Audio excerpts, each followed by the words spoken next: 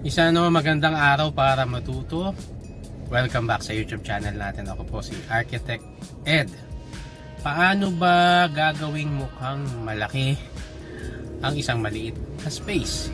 Paano magmumukhang maluwang ang isang masikip na bahay? Pag-usapan natin.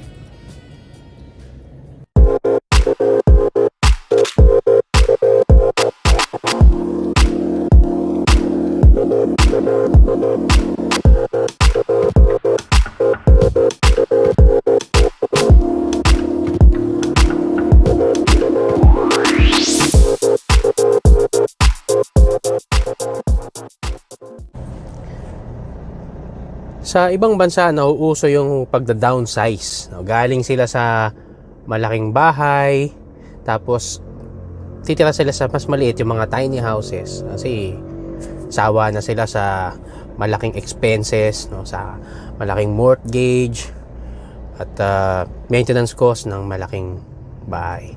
Pero dito sa atin, karamihan, maliit talaga yung lote nila.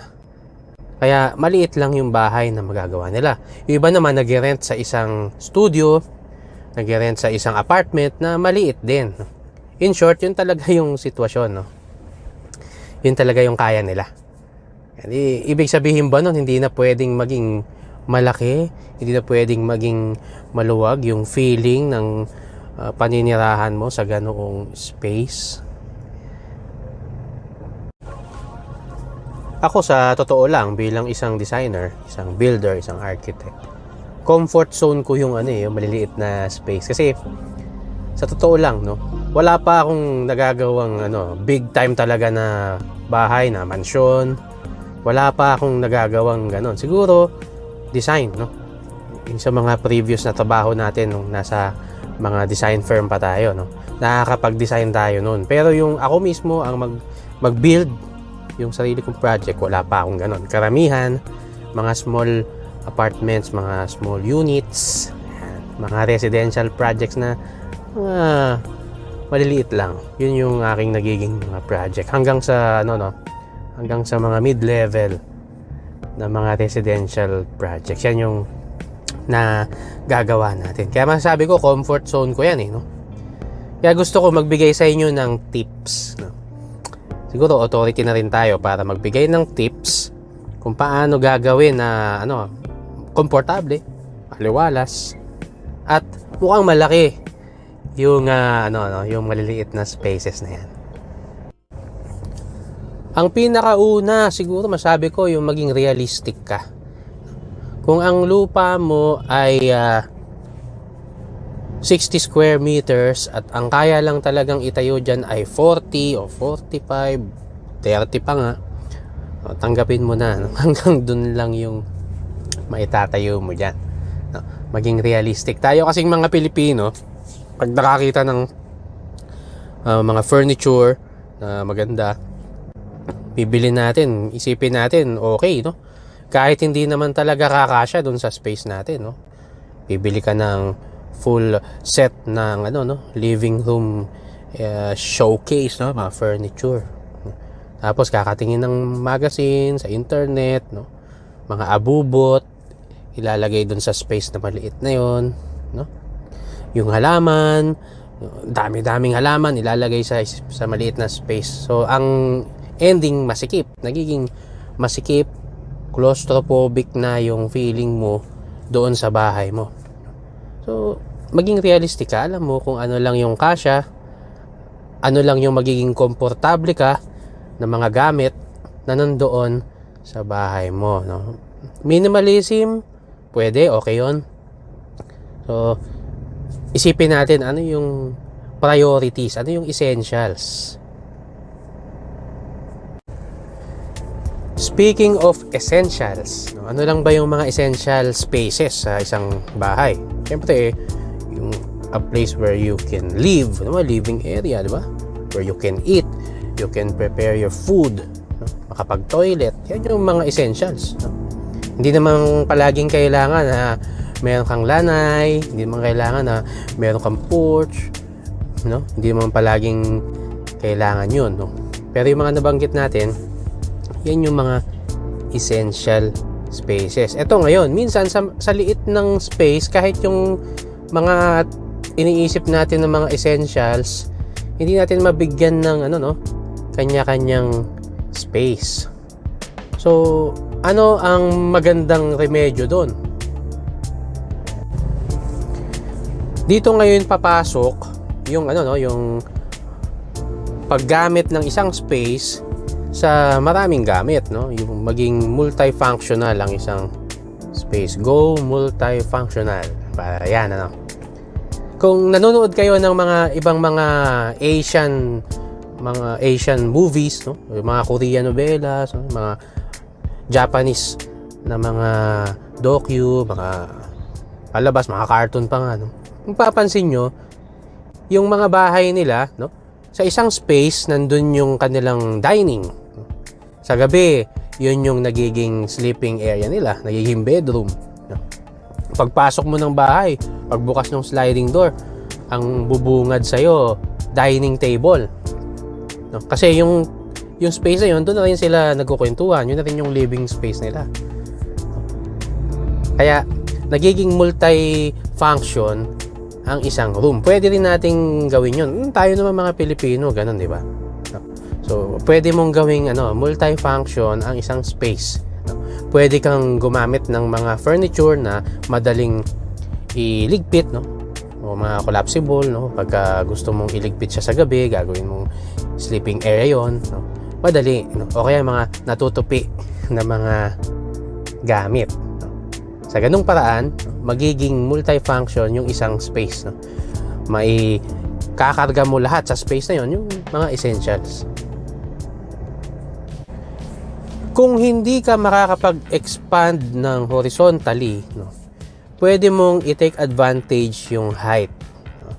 So, take advantage of the height. No? Mag-add ka ng volume gamit hindi yung expansion na horizontal, kundi vertical. Minsan, di mo na kailangang i-extend pa, itaas yung bubong mo. No? Minsan, kailangan mo lang ng added space, crawl space, sabihin na natin, para sa sleeping area mo. Loft, diba? Mezzanine. Kung kailangan mo ng added na storage, pwede mong gamitin yung void space doon sa ceiling, di ba? So, pwede mong i-take advantage yung height. No?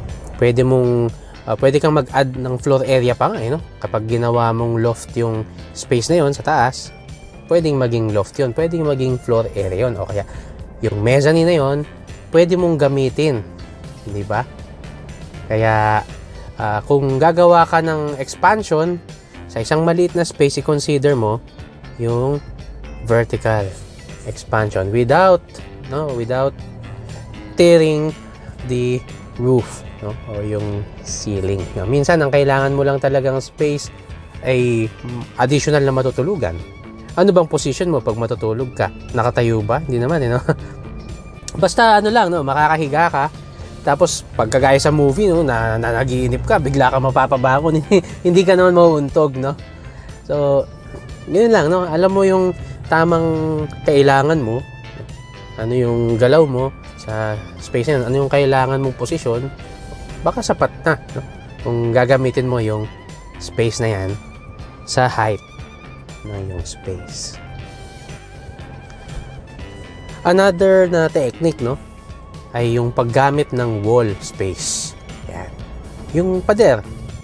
Marami kang pwedeng gawin sa pader mo maliban sa pagsasabit ng mga photo frames o ng wall clock. Ang wall ay magandang space para sa additional storage. Magandang space din yan para sa mga na co-convert ng mga furniture, no? Halimbawa, foldable table, no? Sa pagkakain ka, nakaporma siya as table. Pagkatapos ka ng kumain, yan, itutupi mo na siya sa wall yon, no? Naka-bracket sa wall. O kaya yung mga wall hang na mga shelves, no? So, i-maximize mo yung gamit ng iyong wall. Pwede mo ring gamitin yung mga voids no? Ano ba yung mga voids, no? O yung mga hollow space sa bahay mo? Example, yung couch, no?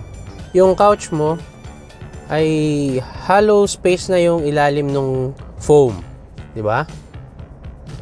Pwede mong gawin, ipasadya mo sa isang carpenter na yung ilalim ng kutsyon ay maging storage, no? Storage ng mga higaan, ng mga ng mga blanket, no? Storage ng mga pillows, di ba? So pwede mong gamitin yung mga hollow space. Ano pa? Kagaya na nabanggit ko kanina, hollow space din yung ceiling. No?